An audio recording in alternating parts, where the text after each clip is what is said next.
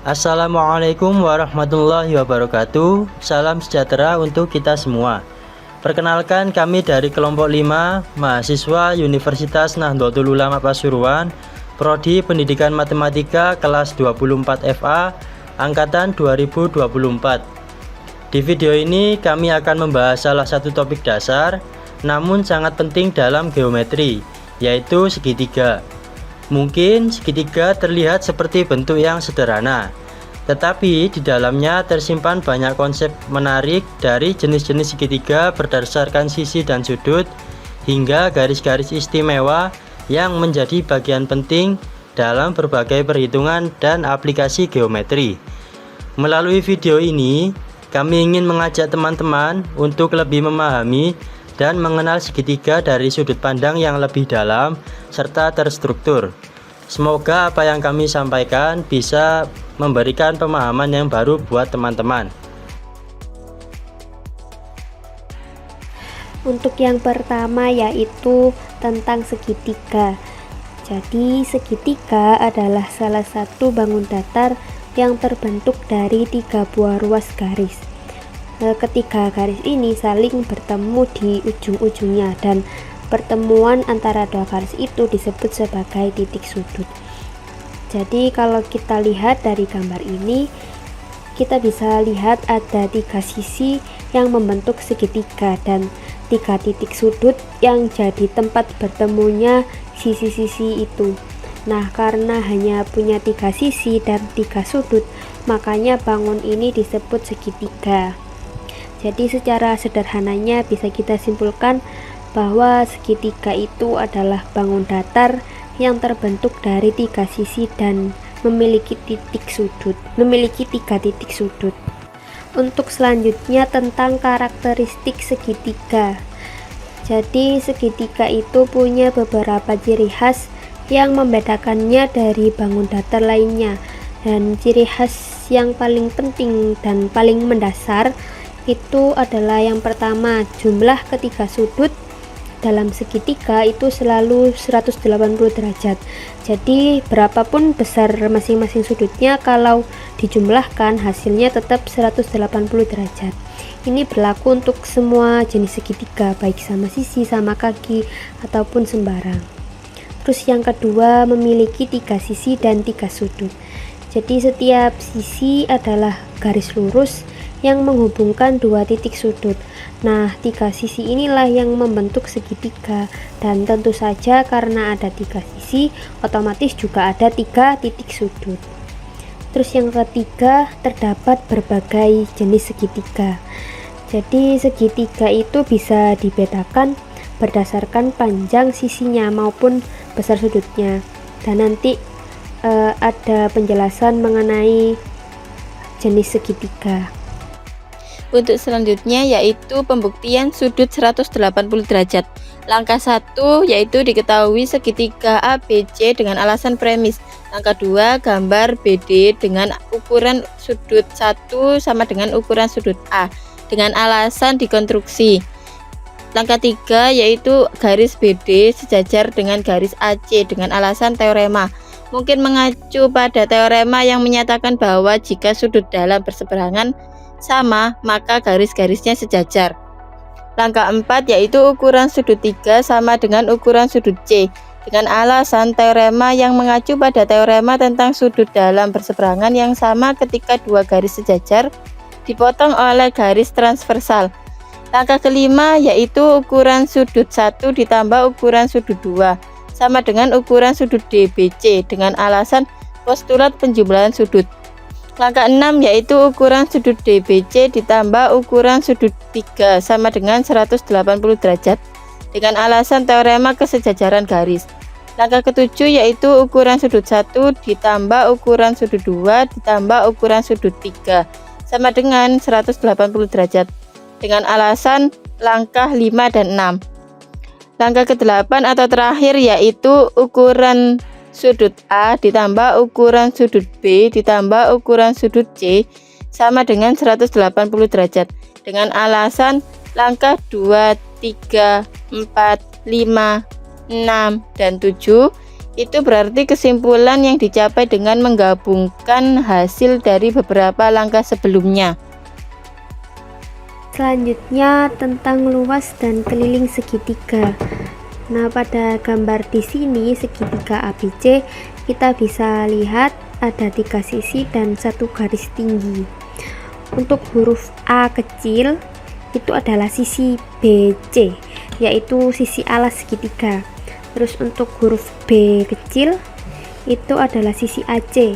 Terus huruf C kecil itu adalah sisi AB.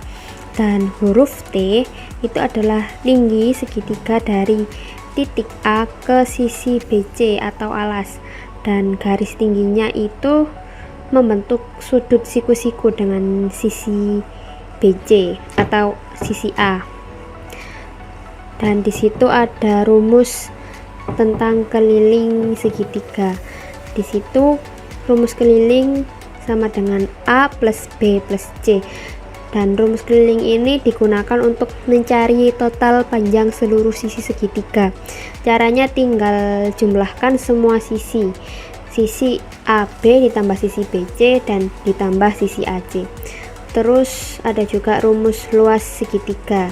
Di situ rumus luas segitiga sama dengan 1/2 kali A kali T. Rumus luas segitiga ini digunakan untuk menghitung luas daerah dalam segitiga. Selanjutnya yaitu pembuktian luas keliling segitiga. Perhatikan gambar di bawah ini. Jika semua sisi segi banyak memiliki panjang yang berbeda, tidak ada rumus khusus untuk mengukurnya. Sebuah rumus untuk keliling P dari sebuah segitiga dengan variabel X, Y, dan Z. Hanya P sama dengan X plus Y plus Z. Untuk selanjutnya yaitu garis tinggi di dalam segitiga. Garis tinggi membagi segitiga ABC menjadi 2 segitiga yang kongruen. Ambil BD sama dengan X dan DC sama dengan Y, maka X plus Y sama dengan B. Nah, disitu kan ada gambar segitiga. Di dalam segitiga ABC ditarik garis tinggi dari titik A ke sisi BC yang memotong sisi BC di titik D. Garis tinggi ini membagi segitiga ABC menjadi 2 segitiga yang lebih kecil, yaitu segitiga ABD dan segitiga ADC. Nah, kemudian kita menghitung luas segitiga ABC. Rumusnya yaitu luas segitiga ABD plus luas segitiga ADC sama dengan 1/2HX plus 1/2HY sama dengan 1/2H plus Y sama dengan 1/2HB. Selanjutnya tentang kongruensi segitiga. Jadi kongruensi segitiga itu adalah kondisi di mana 2 segitiga itu punya bentuk dan ukuran yang sama persis. Maksudnya kayak gini, kalau kita tumpuk satu segitiga di atas segitiga yang lain, dia itu bakal menutupi semuanya dengan pas tanpa ada yang lebih atau kurang. Nah, segitiga yang kongruen ini punya pasangan sisi dan pasangan sudut yang sama besar. Jadi misalnya ada sisi AB di segitiga pertama sama panjangnya kayak sisi AB di segitiga kedua, begitu juga dengan sudut-sudutnya. Dan biasanya ini dipakai kalau kita mau membuktikan 2 segitiga itu sebenarnya sama atau enggak, tapi cuman beda posisi atau arah saja. Nanti kita juga bisa pakai ciri-ciri khusus kayak sisi-sisi yang sama atau sudut-sudut yang sama buat membuktikan kalau 2 segitiga itu kongruen. Selanjutnya yaitu pembuktian kongruensasi segitiga. Bukti: diketahui sudut B kongruen sudut C. Ditanyakan garis AB kongruen garis AC. Segitiga ABC digambar, kemudian tentukan bisektor sudut A. Untuk membuktikan segitiga ABD kongruen segitiga ACD, perhatikan tabel berikut ini. 1. Sudut BAD kongruen sudut CAD dengan alasan definisi bisektor sudut. Ini berarti bahwa garis AD membagi sudut A menjadi dua sudut yang sama besar. 2. Sisi AD kongruen sisi AD dengan alasan sifat refleksif kongruensi. Ini berarti bahwa sisi AD sama dengan dirinya sendiri. 3. Segitiga ABD kongruen segitiga ACD dengan alasan teorema kongruensi sisi sudut sisi. Jika dua sisi dan sudut yang diapitnya pada dua segitiga kongruen, maka kedua segitiga tersebut kongruen. 4. Sisi AB kongruen sisi AC dengan alasan teorema bagian yang berkorespondensi dari segitiga yang kongruen.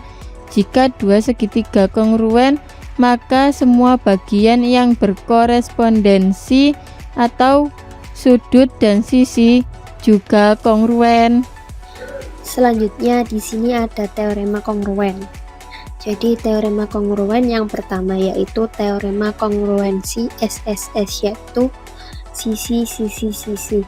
Nah, kalau pada dua segitiga, ketiga pasangan sisi yang bersesuaian sama panjang atau kongruen, maka dua segitiga itu juga pasti kongruen. Artinya cukup kita cocokkan semua sisi-sisinya tanpa harus melihat sudut-sudutnya. Kalau sisi-sisinya cocok, maka itu bentuk dan ukurannya akan identik, dan itu pasti kongruen. Terus yang kedua, teorema kongruensi SSDS. Jadi itu teorema kongruensi sisi sudut sisi. Nah, kalau pada dua segitiga ada dua sisi yang bersesuaian dan sudut di antara kedua sisi itu sama besar atau kongruen, maka dua segitiga itu juga kongruen. Ini itu penting, sudut yang dicek harus diapit oleh kedua sisi tadi.